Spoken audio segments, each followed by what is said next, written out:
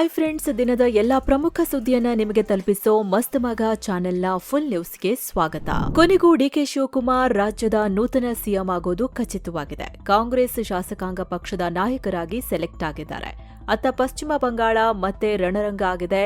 ಮಾಜಿ ಸಿಎಂ ಮಮತಾ ಬ್ಯಾನರ್ಜಿ ಅವರ ಸೋದರಳಿಯ ಅಭಿಷೇಕ್ ಬ್ಯಾನರ್ಜಿ ಅವರನ್ನ ರಸ್ತೆ ಮಧ್ಯದಲ್ಲೇ ಅಟ್ಟಾಡಿಸಿ ಹೊಡೆದು ಹಲ್ಲೆ ಮಾಡಿದ್ದಾರೆ. ಇತ್ತ ದೇಶದಲ್ಲಿ ಚಿನ್ನಕ್ಕಿದ್ದ ಡಿಮ್ಯಾಂಡ್ ಭಾರಿ ಕುಸಿತ ಕಂಡಿದೆ. ಆಪರೇಷನ್ ಸಿಂಧೂರ್ 2.0ಗೆ ಭಾರತ ತಯಾರಿ ಮಾಡಿಕೊಳ್ತಿದೆ ಅಂತ ಭಾರತೀಯ ಸೇನೆ ಮಹತ್ವದ ಹೇಳಿಕೆಯನ್ನ ಕೊಟ್ಟಿದೆ. ಈ ಎಲ್ಲಾ ಬೆಳವಣಿಗೆಗಳ ಬಗ್ಗೆ ಒನ್ ಬೈ ಒನ್ ನೋಡ್ಕೊಂಡು ಹೋಗೋಣ. ಮೊದಲು ರಾಜ್ಯದ ಸಿಎಂ ಪಾಲಿಟಿಕ್ಸ್ ನಿಂದಲೇ ಶುರು ಮಾಡೋಣ. ಭರ್ತಿ 17 ವರ್ಷಗಳ ನಂತರ ಇದೇ ಮೊದಲ ಬಾರಿಗೆ ಸಿದ್ದರಾಮಯ್ಯ ಕಾಂಗ್ರೆಸ್ ಶಾಸಕಾಂಗ ಪಕ್ಷದ ನಾಯಕ ಸ್ಥಾನದಿಂದ ಕೆಳಗಿಳಿದಿದ್ದಾರೆ. ಅವರ ಸ್ಥಾನಕ್ಕೆ ಡಿಕೆ ಶಿವಕುಮಾರ್ ಆಯ್ಕೆಯಾಗಿದ್ದಾರೆ. ವಿಧಾನಸೌಧದಲ್ಲಿ ನಡೆದ ಸಭೆಯಲ್ಲಿ ಅಧಿಕೃತವಾಗಿ ಡಿಕೆ ಶಿವಕುಮಾರ್ ಅವರನ್ನ ಆಯ್ಕೆ ಮಾಡಲಾಗಿದೆ.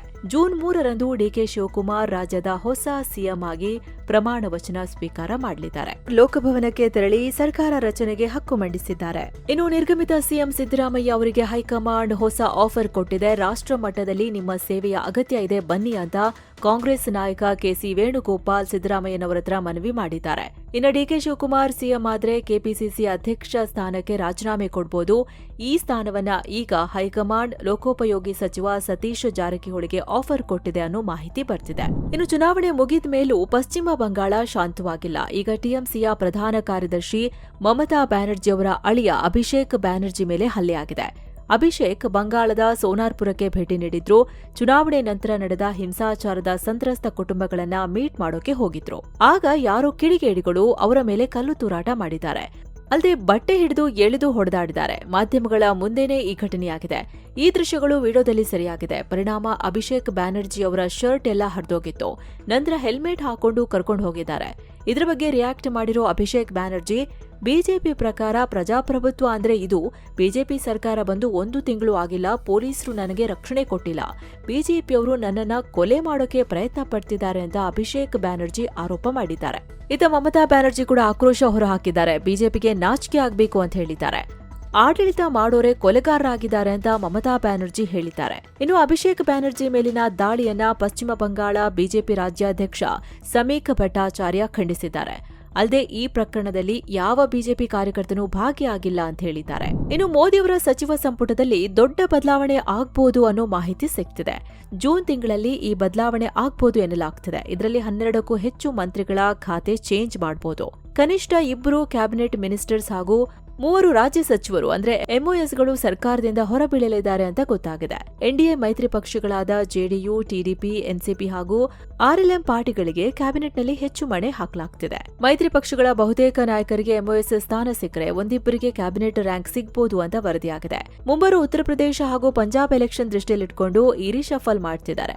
ಜೊತೆಗೆ ಈಗಿರೋ ಒಬ್ಬ ಕ್ಯಾಬಿನೆಟ್ ಮಿನಿಸ್ಟರ್ನ ಕರ್ನಾಟಕದ ಬಿಜೆಪಿ ಚೀಫ್ ಆಗಿ ನೇಮಕ ಮಾಡಬಹುದು ಅಂತಲೂ ಸುದ್ದಿ ಬರ್ತಿದೆ. ಕ್ಯಾಬಿನೆಟ್ ಮಿನಿಸ್ಟರ್ ಅಂದ್ರೆ ಸದ್ಯ ಪ್ರಹ್ಲಾದ್ ಜೋಶಿ ಇದ್ದಾರೆ. ಇನ್ನು ಈ ವರ್ಷದ ಕೊನೆಗೆ ಅಥವಾ 2027ರ ಶುರುವಿಗೆ ರಾಜ್ಯಸಭಾ ಅವಧಿ ಮುಗಿಯೋ ಮಂತ್ರಿಗಳನ್ನ ಪಾರ್ಟಿ ಕೆಲಸಕ್ಕೆ ಶಿಫ್ಟ್ ಮಾಡೋ ಯೋಚನೆ ಇದೆ.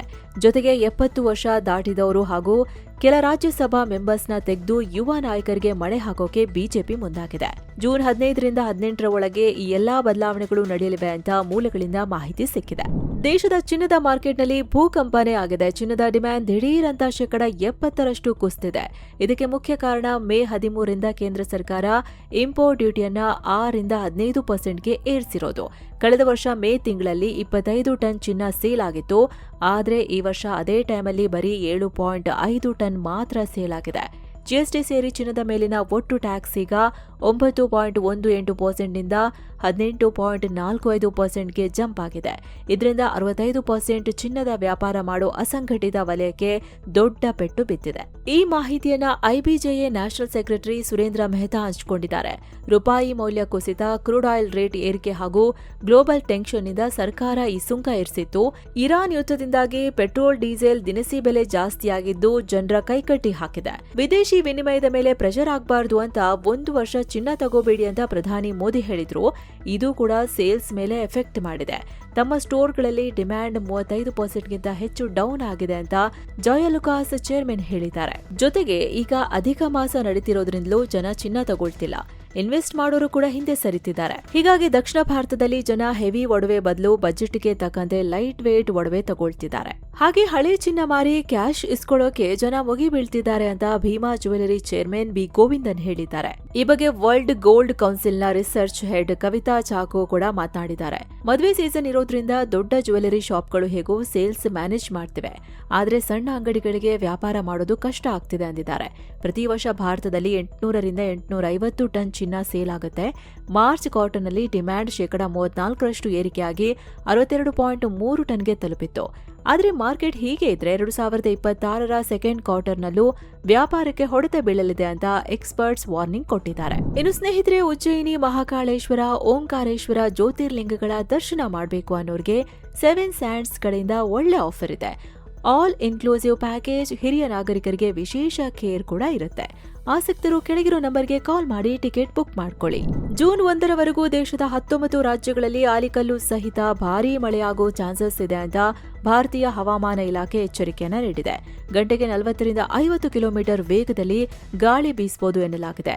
ಇತ್ತ ರಾಜ್ಯದ ದಕ್ಷಿಣ ಒಳನಾಡು ಜಿಲ್ಲೆಗಳಲ್ಲೂ ಮೇ 31ರಂದು ಭಾರೀ ಮಳೆಯಾಗೋ ಸಾಧ್ಯತೆ ಇದೆ. ಬೆಂಗಳೂರು ನಗರ, ಬೆಂಗಳೂರು ಗ್ರಾಮಾಂತರ, ಕೋಲಾರ, ಚಿಕ್ಕಬಳ್ಳಾಪುರ, ಚಿಕ್ಕಮಗಳೂರು, ಕೊಡಗು ಮತ್ತು ರಾಮನಗರ ಜಿಲ್ಲೆಗಳಿಗೆ ಈ ಮುನ್ಸೂಚನೆ ಕೊಡಲಾಗಿದೆ. ಈ ಭಾಗಗಳಿಗೆ ಯೆಲ್ಲೋ ಅಲರ್ಟ್ ಘೋಷಿಸಲಾಗಿದೆ. ಅತ್ತ ಉತ್ತರ ಕನ್ನಡ, ದಕ್ಷಿಣ ಕನ್ನಡ ಮತ್ತು ಉಡುಪಿ ಜಿಲ್ಲೆಗಳಲ್ಲಿ ಮುಂದಿನ 5 ದಿನ ಸಾಧಾರಣ ಮಳೆಯಾಗೋ ಸಾಧ್ಯತೆ ಇದೆ. ಜೂನ್ 1ರಿಂದ 3ರವರೆಗೆ ಇಲ್ಲಿ ಗುಡುಗು ಮಿಂಚಿನ ಎಚ್ಚರಿಕೆ ನೀಡಲಾಗಿದೆ. ಅತ್ತ ಉತ್ತರ ಪ್ರದೇಶದ ಹಲವು ಕಡೆ ಗುಡುಗು, ಬಿರುಗಾಳಿ ಸಹಿತ ಧಾರಾಕಾರ ಮಳೆಯಾಗಿದೆ. ಪರಿಣಾಮ 16 ಮಂದಿ ಸಾವನ್ನಪ್ಪಿದ್ದಾರೆ. ಸಾಕಷ್ಟು ಮರಗಳು, ವಿದ್ಯುತ್ ಕಂಬಗಳು ನೆಲಕ್ಕುರುಳಿವೆ. ದಿಢೀರ್ ಪ್ರವಾಹ ಉಂಟಾಗಿ ವಾಹನ ಸವಾರರು ಪರದಾಡೋ ಹಾಗಾಗಿದೆ. ಈ ನಡುವೆ ರಾಜಸ್ಥಾನದಲ್ಲಿ ಧೂಳಿನ ಬಿರುಗಾಳಿ ಎದ್ದಿದೆ. ರಾಜಸ್ಥಾನದ ಚುರು ಜಿಲ್ಲೆಯಲ್ಲಿ ಈ ಭಯಾನಕ ಬಿರುಗಾಳಿ ಕಂಡುಬಂದಿದೆ. ಗಂಟೆಗೆ ಸುಮಾರು 70 ಕಿಲೋಮೀಟರ್ ವೇಗದಲ್ಲಿ ಗಾಳಿ ಬೀಸ್ತಾ ಇತ್ತು. ಇಡೀ ಜಾಗವನ್ನು ಆವರಿಸಿಕೊಂಡಿದ್ದು ಹಾಡು ಹಗಲಲ್ಲೇ ಕತ್ತಲು ತುಂಬಿಕೊಂಡಿದೆ. ಅತ್ತ ದಿಲ್ಲಿ ಮತ್ತು ಸುತ್ತಲ ಎನ್ಸಿಆರ್ ಪ್ರದೇಶಗಳಲ್ಲೂ ಇದೇ ತರಹ ಧೂಳಿನ ಬಿರುಗಾಳಿ ಕಾಣಿಸಿದೆ. ಇಲ್ಲಿ ಬಿರುಗಾಳಿ ಜೊತೆಗೆ ಗುಡುಗು ಮಳೆ ಕೂಡ ಆಗಿದೆ. ದೆಹಲಿ ಪೊಲೀಸ್ನ ಸ್ಪೆಷಲ್ ಸೆಲ್ ದೊಡ್ಡ ಉಗ್ರ ಜಾಲವನ್ನ ಭೇದಿಸಿದೆ. 9 ಉಗ್ರರನ್ನ ಅರೆಸ್ಟ್ ಮಾಡಿದೆ. ಇವರಿಗೆ ದಾವೂದ್ ನೆಟ್ವರ್ಕ್ ಹಾಗೂ ಐಎಸ್ಐ ಜೊತೆ ಲಿಂಕ್ ಇತ್ತು. ಇವರಿಂದ ಶಸ್ತ್ರಾಸ್ತ್ರ ಹಾಗೂ ಇನ್ನಿತರ ಆಯುಧಗಳನ್ನು ಸೀಸ್ ಮಾಡಲಾಗಿದೆ. ದೆಹಲಿಯ ಮಿನಿಸ್ಟ್ರಿಗಳು, ಸೆಕ್ಯೂರಿಟಿ ಫೋರ್ಸ್ಗಳು ಹಾಗೂ ಪ್ರಮುಖ ಧಾರ್ಮಿಕ ಸ್ಥಳಗಳ ಮೇಲೆ ದಾಳಿ ಮಾಡೋಕೆ ಸಂಚು ರೂಪಿಸಿದ್ರು. ಇವರಿಗೆ ಪಾಕಿಸ್ತಾನದ ಹ್ಯಾಂಡ್ಲರ್ಸ್ ಹಾಗೂ ಮುಂಬೈ ಅಂಡರ್ವರ್ಲ್ಡ್ ಕನೆಕ್ಷನ್ ಇತ್ತು. ಅರೆಸ್ಟ್ ಆಗಿರೋರಲ್ಲಿ ಕೆಲವರು ನೇಪಾಳ ಮೂಲದವರಾಗಿದ್ದಾರೆ. ಇವರಿಗೆ ದಾಳಿ ಮಾಡೋಕೆ ಅಂತಾನೆ ಸ್ಪೆಷಲ್ ಟ್ರೈನಿಂಗ್ ಕೊಡಲಾಗಿತ್ತು. ಪಕ್ಕಾ ಇಂಟೆಲಿಜೆನ್ಸ್ ಮಾಹಿತಿ ಮೇರೆಗೆ ಪೊಲೀಸರು ಕೆಲವು ದಿನಗಳಿಂದಲೇ ಇವರ ಮೇಲೆ ಕಣ್ಣಿಟ್ಟಿದ್ರು. ಸದ್ಯಕ್ಕೆ ಈ ನೆಟ್ವರ್ಕ್ ಆಪರೇಟ್ ಮಾಡ್ತಿದ್ದವರು ಯಾರು, ಲೋಕಲ್ ಆಗಿ ಸಪೋರ್ಟ್ ಕೊಟ್ಟೋರು ಯಾರು, ಫಂಡಿಂಗ್ ಎಲ್ಲಿಂದ ಬರ್ತಿತ್ತು, ಈ ಎಲ್ಲಾ ಆಯಾಮಗಳಲ್ಲಿ ದೆಹಲಿ ಪೊಲೀಸ್ ತನಿಖೆ ಚುರುಕುಗೊಳಿಸಿದೆ. ಭಾರತದ ಸೇನಾ ಮುಖ್ಯಸ್ಥ ಉಪೇಂದ್ರ ದ್ವಿವೇದಿ ದೊಡ್ಡ ಸ್ಟೇಟ್ಮೆಂಟ್ ಕೊಟ್ಟಿದ್ದಾರೆ. ಆಪರೇಷನ್ ಸಿಂಧೂರ್ 2.0ಗೆ ಭಾರತ ತಯಾರಿ ಮಾಡ್ಕೊಳ್ತಿದೆ ಅಂತ ಹೇಳಿದ್ದಾರೆ. 3 ಪಡೆಗಳು ಒಬ್ರಿಗೊಬ್ರು ಸಹಕಾರ ಕೊಟ್ಕೊಂಡು ರೆಡಿ ಆಗ್ತಿವೆ. ಮುಂದಿನ ಯುದ್ಧಕ್ಕೆ ನಮ್ಮ ಮಿಲಿಟರಿ ಎಕ್ವಿಪ್ಮೆಂಟ್ಗಳನ್ನ ಅಪ್ಗ್ರೇಡ್ ಮಾಡ್ತಿದ್ದೇವೆ. ದಿನಕ್ಕೆ 24 ಗಂಟೆ ಇದಕ್ಕಾಗಿ ತಯಾರಿ ನಡೀತಿದೆ ಅಂತ ಉಪೇಂದ್ರ ದ್ವಿವೇದಿ ಹೇಳಿದ್ದಾರೆ. ಜೊತೆಗೆ ಈಗ ಅಡ್ವಾನ್ಸ್ಡ್ ಟೆಕ್ನಾಲಜಿಗಳಿಂದಾಗಿ ಸೇನಾ ಚಟುವಟಿಕೆಗಳನ್ನ ಮರೆಮಾಚೋದು ಕಷ್ಟ. ನಮ್ಮ ಪ್ರತಿಯೊಂದು ಹೆಜ್ಜೆನೂ ಶತ್ರುಗಳಿಗೆ ಗೊತ್ತಿರುತ್ತೆ. ಹೀಗಾಗಿ ನಾವು ಬಹಳ ಜಾಗೃತಿಯಿಂದಿರಬೇಕು. ಗಡಿ ಪ್ರದೇಶಗಳಲ್ಲಿ ನಾಗರಿಕರು ಮತ್ತು ಸೈನಿಕರನ್ನ ರಕ್ಷಿಸೋಕು ಪ್ಲಾನ್ ಆಗ್ತಿದೆ ಅಂದಿದ್ದಾರೆ. ಅಲ್ಲದೆ ಯುದ್ಧ ಕೇವಲ ಸೈನಿಕರು ಮತ್ತು ಶಸ್ತ್ರಾಸ್ತ್ರಗಳಿಂದ ಗೆಲ್ಲೋಕಾಗಲ್ಲ.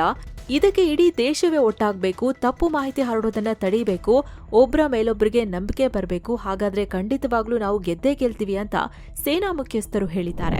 ಗೋವನ್ನ ರಾಷ್ಟ್ರೀಯ ಪ್ರಾಣಿ ಮಾಡಬೇಕು ಅನ್ನೋ ಮುಸ್ಲಿಮರ ಒತ್ತಾಯ ಹೆಚ್ಚಾಗ್ತಿದೆ. ಈಗ ಬಿಹಾರದ ದರ್ಭಂಗಾದಲ್ಲಿ ಮುಸ್ಲಿಂ ಸಮುದಾಯದವರು ಈ ಡಿಮ್ಯಾಂಡ್ ಮಾಡಿದ್ದಾರೆ.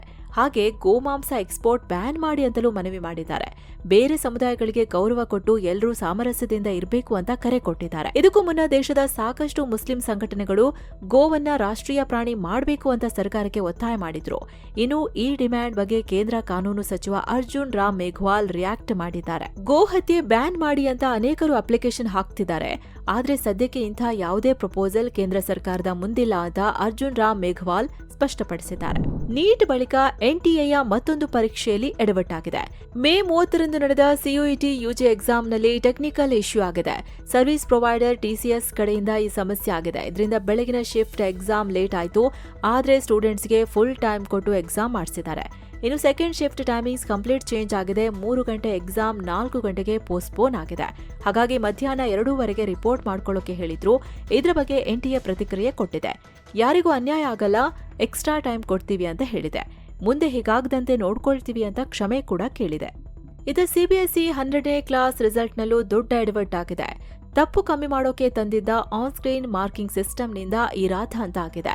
ಲಕ್ಷಾಂತರ ಆನ್ಸರ್ ಶೀಟ್ಗಳು ಸ್ಕ್ಯಾನಿಂಗ್ ವೇಳೆ ಬ್ಲರ್ ಆಗಿವೆ, ಪೇಜ್ ಮಿಸ್ ಆಗಿವೆ, 13,000 ಕಾಪಿ ಓದೋಕೆ ಆಗದೆ ಕೈಯಾರೆ ಚೆಕ್ ಮಾಡೋ ಪರಿಸ್ಥಿತಿ ಬಂದಿದೆ. ಇದು ನಮ್ಮ ತಪ್ಪು ಅಂತ ಅದರ ಜವಾಬ್ದಾರಿಯನ್ನ ಶಿಕ್ಷಣ ಸಚಿವ ಧರ್ಮೇಂದ್ರ ಪ್ರಧಾನ್ ಹೊತ್ಕೊಂಡಿದ್ದಾರೆ. ಇದೇ ವೇಳೆ 17 ವರ್ಷದ ವಿದ್ಯಾರ್ಥಿ ಸಾರ್ಥಕ್ ಈ ಹಗರಣವನ್ನ ಬಯಲು ಮಾಡಿದ್ದಾರೆ. ಕಾಂಟ್ರಾಕ್ಟ್ ಪಡೆದ ಹೈದರಾಬಾದ್ನ ಕೋಯೆಂಟ್ ಎಜುಟೆಕ್ 2019ರಲ್ಲಿ ತೆಲಂಗಾಣದಲ್ಲೂ ಇಂಥದ್ದೇ ಎಡವಟ್ಟು ಮಾಡಿತ್ತು. ಟೆಂಡರ್ನಲ್ಲಿ ಟಿಸಿಎಸ್ ₹65 ಕೋಟ್ ಮಾಡಿದ್ರೆ ಈ ಕಂಪನಿ ಬರೀ ₹24 ಕೋಟ್ ಮಾಡಿತ್ತು. ಇವರಿಗಾಗಿಯೇ ಟೆಂಡರ್ ರೂಲ್ಸ್ ಕೂಡ ಚೇಂಜ್ ಮಾಡಲಾಗಿತ್ತು ಅಂತ ಆರೋಪ ಮಾಡಿದ್ದಾರೆ. ಈ ವಿಚಾರ ಇಟ್ಕೊಂಡು ರಾಹುಲ್ ಗಾಂಧಿ ಪ್ರಧಾನಿ ವಿರುದ್ಧ ಕಿಡಿಕಾರಿದ್ದಾರೆ. ಎಸ್ಐಟಿ ತನಿಖೆ ಆಗಬೇಕು ಹಾಗೂ ಶಿಕ್ಷಣ ಸಚಿವರು ರಾಜೀನಾಮೆ ಕೊಡಬೇಕು ಅಂತ ಆಗ್ರಹಿಸಿದ್ದಾರೆ. ಮಯನ್ಮಾರ್ನ ಸರ್ವಾಧಿಕಾರಿ ಅಧ್ಯಕ್ಷ ಕೂಡ ಆಗಿರೋ ಮಿನ್ ಆಂಗ್ ಲೆಂಗ್ ಭಾರತದ ಪ್ರವಾಸದಲ್ಲಿದ್ದಾರೆ. ಬಿಹಾರದ ಬೋಧಗಯಾದ ಮಹಾಬೋಧಿ ಟೆಂಪಲ್ಗೆ ಭೇಟಿ ಕೊಟ್ಟು ಪೂಜೆ ಸಲ್ಲಿಸಿದ್ದಾರೆ. ಈ ಜಾಗದಲ್ಲಿ ಗೌತಮ ಬುದ್ಧರಿಗೆ ಜ್ಞಾನೋದಯವಾಗಿತ್ತು. ಹಾಗಾಗಿ ಇದು ಬೌದ್ಧರಿಗೆ ಬಹಳ ಪವಿತ್ರವಾದ ಸ್ಥಳವಾಗಿದೆ. ಲೈಂಗ್ ಈ ವೀಕೆಂಡ್ನ ಬೋಧಗಯಾದಲ್ಲೇ ಕಳೆಯಲಿದ್ದಾರೆ. ಏಪ್ರಿಲ್ 3ರಂದು ಎಲೆಕ್ಷನ್ ಮೂಲಕ ಪ್ರೆಸಿಡೆಂಟ್ ಆದ್ಮೇಲೆ ಇದು ಅವರ ಮೊದಲ ಭೇಟಿಯಾಗಿದೆ. ಆದರೆ 2019ರಲ್ಲಿ ಮಯನ್ಮಾರ್ ಆರ್ಮಿ ಚೀಫ್ ಆಗಿ ಇವರು ಭಾರತಕ್ಕೆ ಬಂದಿದ್ರು. ಸೋಮವಾರ ಪಿಎಂ ಮೋದಿ ಅವರನ್ನ ಅವರು ಭೇಟಿಯಾಗಲಿದ್ದಾರೆ. ಈ ವೇಳೆ ಎರಡೂ ದೇಶಗಳ ಸಂಬಂಧ ಹಾಗೂ ಇತಿಹಾಸದ ಬಗ್ಗೆ ಮಾತುಕತೆ ನಡೆಸಲಿದ್ದಾರೆ. ಇಂಡಿಯನ್ ರೈಲ್ವೆ ತನ್ನ ಹೊಸ ಲೋಗೋ ರಿಲೀಸ್ ಮಾಡಿದೆ. ಈ ಲೋಗೋದಲ್ಲಿ 18 ಸ್ಟಾರ್ಗಳಿವೆ. ಯಾಕಂದ್ರೆ ದೇಶದಲ್ಲಿ ಈಗ 18ನೇ ರೈಲ್ವೆ ಝೋನ್ ಶುರುವಾಗಿದೆ. ಈಗ ಹೊಸದಾಗಿ ಸೌತ್ ಕೋಸ್ಟ್ ರೈಲ್ವೆ ಅಂದ್ರೆ ಎಸ್ಇಒಆರ್ ಝೋನ್ ಸೇರಿಸಲಾಗಿದೆ. ಈ ಹೊಸ ಝೋನ್ ಜೂನ್ 1ರಿಂದ ಆಪರೇಷನ್ ಶುರು ಮಾಡ್ತಿದೆ. ಈ ಹೊಸ ಸೌತ್ ಕೋಸ್ಟ್ ರೈಲ್ವೆ ಝೋನ್ನಲ್ಲಿ ಗುಂತಕಲ್, ಗುಂಟೂರು, ವಿಜಯವಾಡ ಹಾಗೂ ವಿಶಾಖಪಟ್ಟಣಂ ಡಿವಿಷನ್ಗಳು ಇರಲಿವೆ. ಇದು ಆಂಧ್ರಪ್ರದೇಶ, ತೆಲಂಗಾಣ, ಕರ್ನಾಟಕ ಹಾಗೂ ತಮಿಳುನಾಡು ರಾಜ್ಯಗಳನ್ನ ಕವರ್ ಮಾಡುತ್ತೆ. ಪಂಜಾಬ್ ಮುನ್ಸಿಪಲ್ ಎಲೆಕ್ಷನ್ನಲ್ಲಿ ಆಡಳಿತಾರೂಢ ಆಮ್ ಆದ್ಮಿ ಪಾರ್ಟಿ ಭರ್ಜರಿ ಜಯ ಗಳಿಸಿದೆ. 2027ರ ಅಸೆಂಬ್ಲಿ ಎಲೆಕ್ಷನ್ಗೂ ಮುನ್ನ ನಡೆದ ಈ ಚುನಾವಣೆ ಎಎಪಿಗೆ ಬಹಳ ಮುಖ್ಯವಾಗಿತ್ತು.